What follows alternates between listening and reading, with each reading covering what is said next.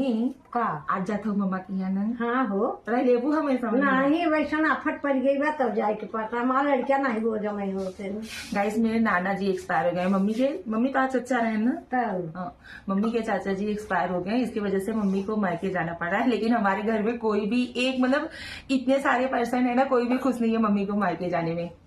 जल्दी आओ ना, जल्दी आओ।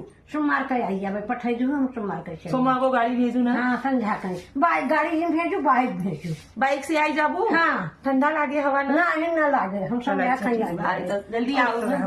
खुश रह जाए छे आई मिस यू मम्मा। तो कहना आई लव यू बोलू। I love